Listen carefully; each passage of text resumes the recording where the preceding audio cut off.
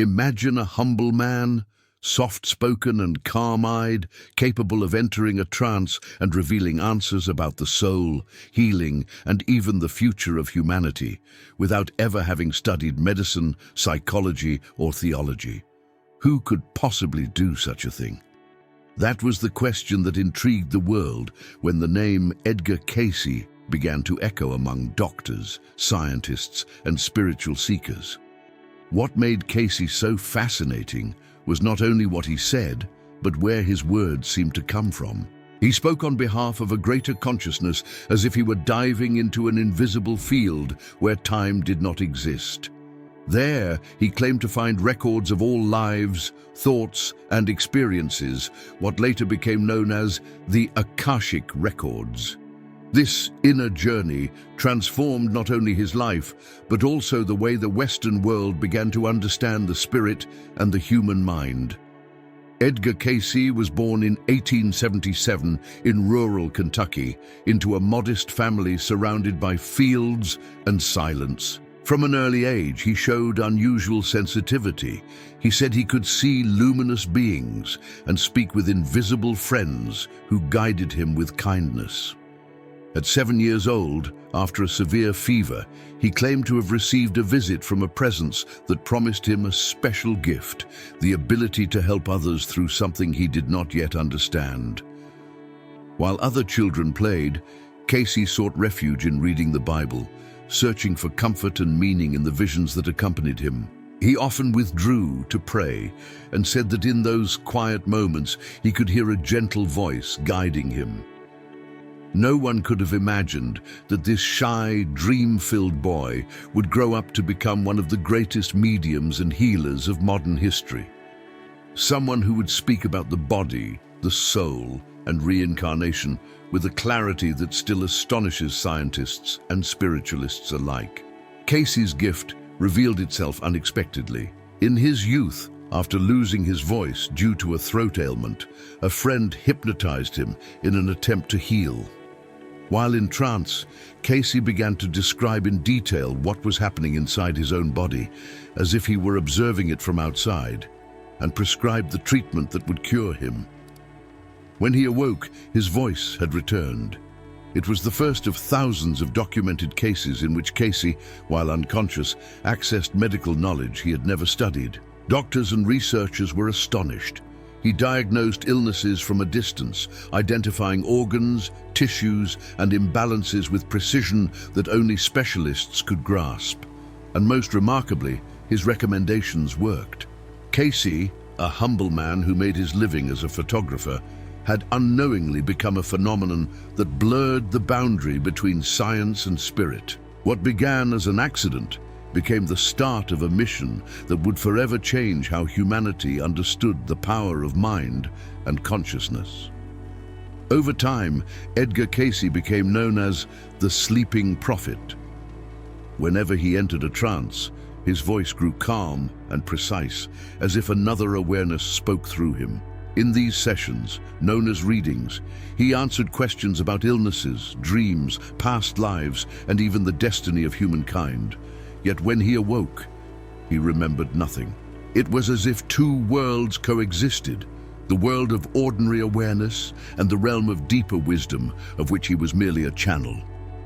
What captivated people was not just the content of his words, but their tone. Cayce spoke with serenity and compassion, never using his gift to manipulate or to seek power. He said that every person carried within themselves the capacity to heal and to transform, once they learned to bring body, mind, and spirit into harmony. His words, simple yet deeply human, awakened in those who listened a sense of belonging and purpose. He never sought fame, he sought to serve. And perhaps that is why his message still resonates more than a century later. During the trance, Cayce said he accessed a level of consciousness where all information was recorded, a timeless field containing the spiritual memory of humanity. Although he used mystical language to describe it, many researchers today relate it to concepts from quantum physics and neuroscience, which explore the idea that consciousness can extend beyond the limits of the physical brain. For Cayce, This field was the source of all wisdom and healing. What was most remarkable was that, when consulted on different subjects, he demonstrated a profound understanding of both the human body and the laws of the spirit. His readings spoke of diet, sleep, emotions, and even how thoughts affect health, ideas that modern science would only confirm decades later. He believed that the human being is an indivisible unity, and that every illness is born from an imbalance between what one feels, thinks, and lives. It was a deeply integrative vision, far ahead of its time. When we hear stories like Cayce's, something within us awakens, a quiet remembrance that perhaps there is more beyond what the eyes can see. If these reflections touch your heart, if some part of you senses truth within these words, this is the moment to let that connection stay alive. Each simple gesture, a comment, a like, or a subscription helps keep this space of calm and wisdom accessible to others who, like you, seek to understand the deeper meaning of life. It is a way of saying, "I'm here. This message reached me." And together, in this way, we continue the dialogue between soul and consciousness. One of the most surprising aspects of Cayce's readings was when he began to speak about reincarnation, something that contradicted the dominant Christian doctrine of his time. In trance, he described his clients' past lives, revealing connections between ancient traumas and present-day challenges.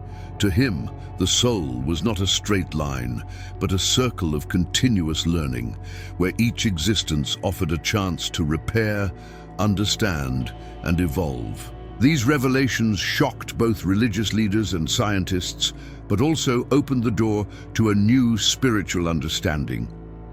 Cayce said that the purpose of life is not to achieve perfection, but to evolve in consciousness. In this view, difficulties are not punishments, but invitations to the soul's maturity. Thus, the past is not meant to imprison, but to illuminate the present, a lesson that profoundly transformed the Western view of destiny and free will.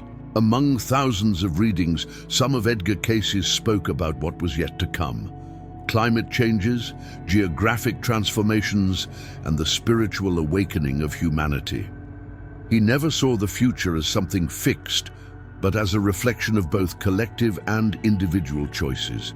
He affirmed that every action, thought, and emotion contributes to shaping tomorrow, not as punishment, but as a natural consequence of the universal laws that govern life. Cayce predicted events that would only be understood decades later, such as the rise of medical technologies, the importance of emotions in health, and even changes in global political structures.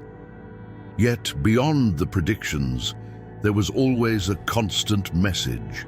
The destiny of humanity depends on how much each person can remember their spiritual essence. The future, in his vision, is not a written prophecy, but a creation in progress, guided by the awakening of collective consciousness. In his health readings, Cayce described the human body as a living instrument of the soul, a bridge between the visible and the invisible. He said that physical balance depended as much on habits as on emotions and thoughts.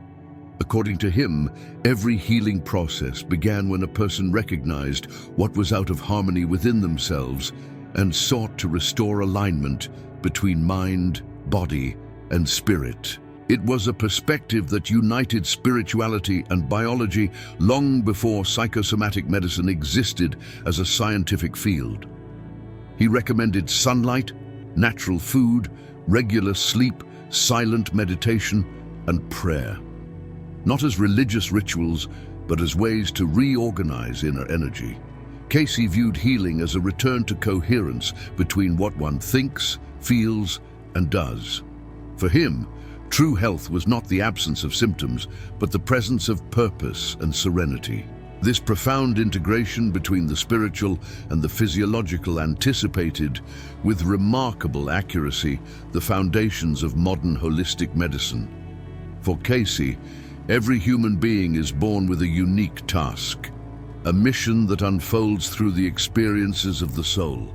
He said that we are not alone on this journey. Spiritual forces, which he called counselors or guides, accompany each person from birth, inspiring decisions and offering protection in moments of uncertainty.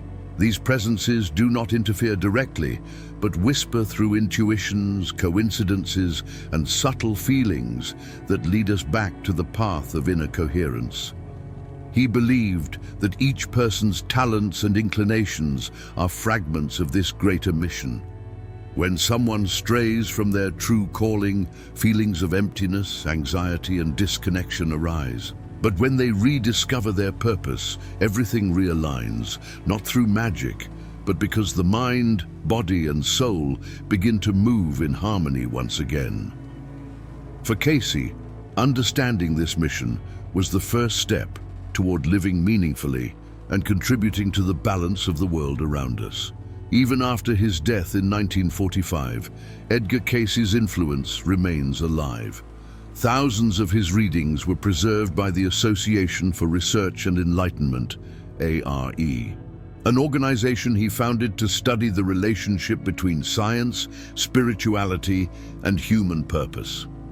Today, doctors, psychologists, and researchers still consult his records, intrigued by the precision of his descriptions and the timeless wisdom they contain. What he left behind was not a doctrine, but a lasting invitation to explore the nature of consciousness.